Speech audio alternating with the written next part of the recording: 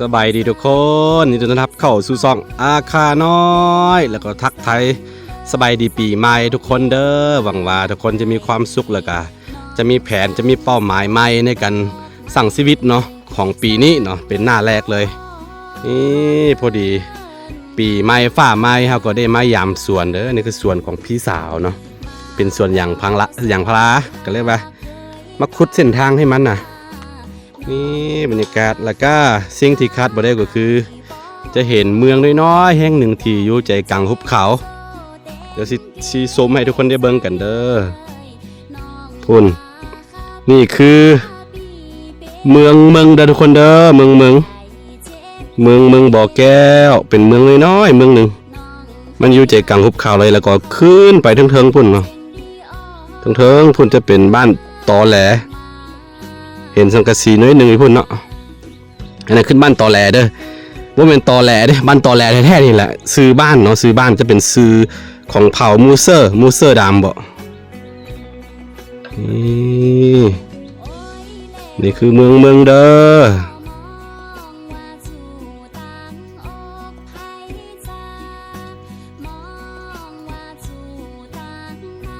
ค่อนข้างไกลโอเคนี่เอา YouTube นี่พี่สาวกำลังแตงกิน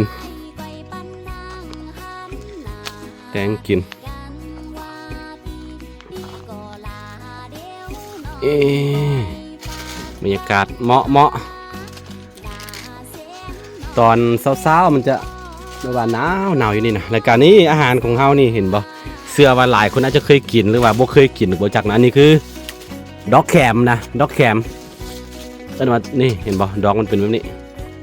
โตที่เขาไปเฮ็ดไม้กวาดนะทุกคนฮู้บ่ภาษาลาวเป็นว่าดอกแคมยู่แคมเขาไปเฮ็ดไม้กวาดเฮือนกวาดพื้นนั่นนี่แหละนี่กินตัวอ่อนมันเอาตัวนี้แก่แล้วแต่ว่ากินตัวอ่อนตัวบ่ทันออกแบบนี้อันนี้รสชาติของมันแซ่บเด้อแล้วก็สิพาไปเบิ่งต้นยางนี่คือโตนี่เนาะเวลาเขาเคยปลูกเทื่อนึงแล้วนะซาทุกคนนี่แนะนำซาก่อนซาตัวนี้คือเป็นเมล็ดแต่เมล็ดจากอันปลาเนาะตัวต้นใหญ่ๆนะซาปลานี่แหละเอามาปลูกเนาะนี่คือปลูกแต่เมื่อ 7-8 ปีที่แล้วเราก็ปีไก่มาถางเนาะมาถางกับตั้มที่มัดเลยต้นของมันนะแต่มันบ่มีวันตายเนี่ยมันก็สิปงยอดแบบนี้ออกมาอีกแล้วก็เด็ดเอาเก็บเอาเนาะมันจึงสะดวกนี่แหละเป็นต้นไม้ชนิดหนึ่งที่แบบมีอายุยืนเลยคือทุกมื้อนี่ก็ได้เห็นเนาะเป็นอายุ 400-500 ปีในยุพี่ก็ยังมีเนาะต้นไม้ต้นนั้นต้นซานี่นะต้นซา1,000 ปี 400-500 ปีนะยังมีเลยบ่แม่นว่าม่วนเนาะจะมีนักวิทยาศาสตร์เกี่ยวกับผู้เชี่ยวชาญทางด้านซาโดยเฉพาะนะจากศรีลังกาบ่นี่มาเขามาสำรวจพี่เลยมีต้นซา1,000 ปีนะอันนี้คือเมล็ดของมันนะนี่ปลูกเมื่อประมาณ7 ปี 8 ปีที่แล้วแล้วก็ปีนี้มาทางปีกายเนี่ยมาทางตามทิ่มแล้วก็ออกมาใหม่แบบนี้หลายเลยหลายต้นครับเป็นสวนซาเลยนี่อันนี้อีกคนละชนิดเลยนี่อันนี้จะเป็นสีแดงซาแดงแต่แบบเป็นมาจากปาล์มจนซามัดนี่เขาได้ขุดเส้นทางแบบนี้นะให้ส่วนยางปีนี้ราคาขึ้นหลายปลูกไว้ถ้าว่าเขาปลูกแต่ตอนเขามาอยู่ใหม่ๆเนาะว่าเขาใหญ่มาอยู่พี่กว่าได้8 ปี 9 ปีแล้วปีที่9แล้วปีที่8เนาะปีที่8แล้วนี่ตอนนั้นถ้าได้ปาดเราจะว่าตอนนั้นยังบ่ฮู้เนาะบ่ฮู้แล้วว่าเงินขายมันยังบ่เพียงพอเด้ก็เลยบ่ได้ปลูกหามาปลูกตอนนี้นี่แต่ก็บ่สายเกินไปปีนี้พี่สาว34แล้วห่างกัน2 ปีนี่บรรยากาศเหมาะพี่น้องเอ้ยก็คิดฮอดตอนน้อยๆเนาะส้มตัวนี้คือหาเบิ่งมันจะมีรสชาติส้มๆเปรี้ยวๆอ่ะนะนี่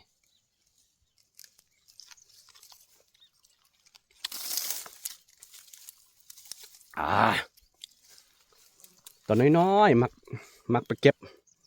มีมักมันเด้มักมันดำๆไปนะใบของมันก็คือใบอันพวกส้มเนาะพวกอันมักเกี้ยงอย่างนั้นนะแต่มันเป็นเครือแซ่บเด้อ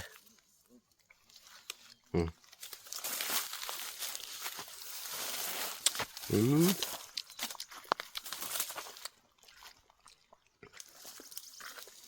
ที่ทางปลาล้วนๆนี่เป็นภูแบบว่าบ่มีต้นไม้เลยนี่เป็นจะเป็นดินที่มีเจ้าของหมดแล้วนะว่ามันไปบุกรุกป่าสงวนไปบุกรุกเป็นป่าเป็นอย่างเนาะอันนี้คือสิ่งที่แบบว่าของชาวบ้านเขาเองเนาะคือฝั่งนี้บ่ทันได้ทางอันนี้ก็คือของนี่ของเฮาเองนี่แหละตัวนี้เนาะตอน7-8 ปีที่แล้วเนาะเคยแบบว่าทางกับพร้อมตัวนี้เลยแต่ว่าปีนี้บ่ได้ปีกายบ่ได้ทางอันนี้คือของคำวันเนาะของคำวันกับอากีน้อยที่จริงของเฮาแหละแต่ว่าเฮาออกไปเด้ก็เลยว่ากลายเป็นของเขาเลยน้องไซล่าของเฮาบ่ได้จักตอนเถื่อนมีแต่ซื้อเอา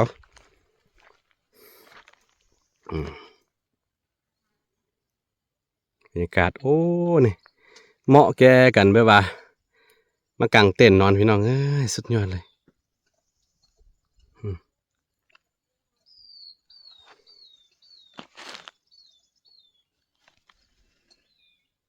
เมืองจะอยู่จุดนั่นแต่ว่าเมืองอันบ้านพลสว่างบ้านค่อยเองเนาะจะอยู่ฝั่งนี้แล้วสิท้ายให้ทุกคนได้เบิ่งกันห่างกันประมาณ2 กิโลนี่นะบ่ได้ไกลตอนนี้ตั้งบ้านทัวร์หมดละตั้งบ้านจอดกันหมดละนี่บ้านเฮาอีพุ่นว่าไหนจะไปเห็นบ่แสงแดดจ้าพอดเดี๋ยวซูมเบิ่งกันพุ่นเนาะอันนั้นคือบ้านของไอ้ค่อยเองมันเห็นส่วนหนึ่งซื่อๆมันมีเป็นบ้านยายเนาะ100 กว่าหลังคาเรือนโอเคนี่แหละบรรยากาศอยู่หายอยู่สวนพี่น้องเอ้ยเหมาะนี่คือมักเดยที่เรามักเห็นตามแคมป์ทางของคนลาวเนาะเวลาเขาต้มแล้วก็เฮ็ดเป็นมัดไข่ตัวนี้แหละแซ่บเลยนี่เขาจะเผาไฟแบบนี้แหละก็สิกินนั่นเห็นไหมแล้วก็มีอันนี้เนื้อควายบ่ค่อยได้กินแล้วบ่ค่อยมักแล้วอายุหลายขึ้นก็บ่ค่อยกินพวกเนื้อมันเลยละนี่พี่สาวคนกลางแล้วก็มันจะมีตัวนี้มันมีตัวด้วงได้ตัวด้วงนี่นะอยู่ในดอกแก้มนี่แหละเอิ้นว่าอะโมเบะเนาะภาษาลาวภาษาไทยว่าอะโมเบะนะมีตัวน้อยๆนึงแซ่บๆเดี๋ยวนี้เห็นบ่เดี๋ยวแซ่บเบิ่งกันต้นนึงนี่หอมตัวนี้บ่ได้กินนานแล้วแหละเดี๋ยวสักครู่สิยักสักครู่เพิ่นบ่มามื้อนี้เอาเว้ยนี่หอมๆเด้อพี่น้องเด้อโอ้ยครอบครัวค่อยเป็นครอบครัวใหญ่อาม่าเพิ่นมีลูก7 คนแต่ว่าเสียไป2 คนนะผู้หนึ่งเป็นน้องชายเนาะอายุถ้าว่าตอนนี้ยังมีชีวิตอยู่ก็อายุ2 คูเนาะเกิด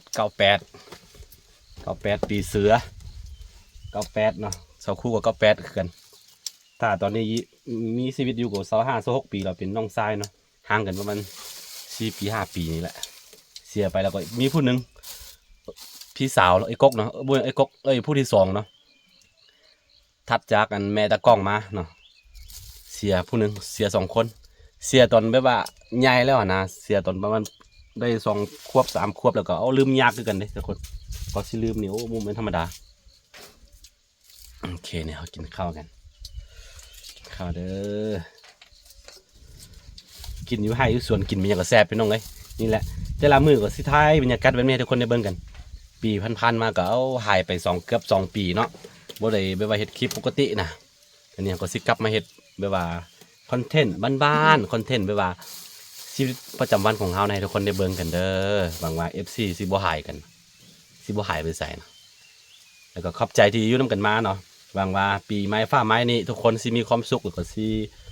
ได้ดังหวังเนาะหลายๆอย่างที่ตั้งเป้าไว้ก็ขอให้สมหวังเด้อทุกคนเด้อ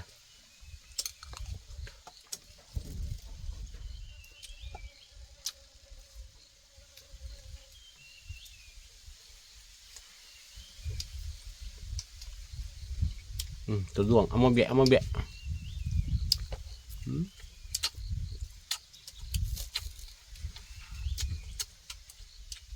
นั่นไง ไม่ใช่ไม่บ้า อันนี้มักบวบ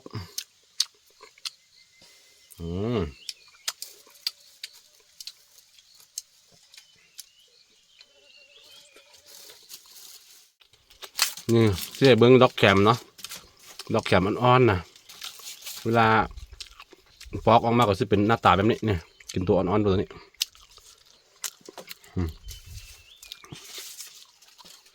แซ่บเลย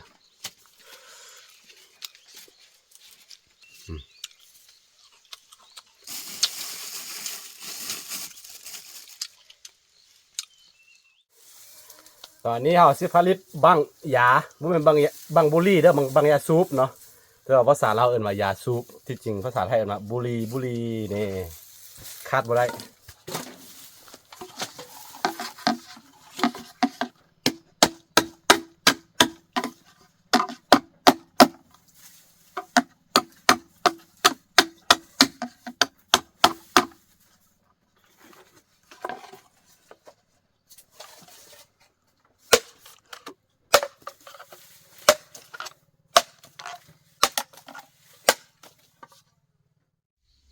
โอเคทุกคนหลังจากได้กินข้าวอิ่มแล้วก็สินอนพักผ่อนตากลมเย็นๆเพราะว่าอันตูบนี่เขาสร้างไว้อยู่บนอันแบบสูงๆบนภูเขาสินะเวลาลมพัดมามันก็สิเย็นๆบรรยากาศโคตรได้เลยแต่ว่าเวลาไปเฮ็ดเวียกตากแดดมันก็นี่นอนพักผ่อนแป๊บนึงแล้วก็สิไปขุดสวนยางอีกแล้วพี่น้องขอให้ทุกคนมีความสุขเด้อปีใหม่ฟ้าใหม่ไว้เจอกันใหม่คลิปต่อๆไป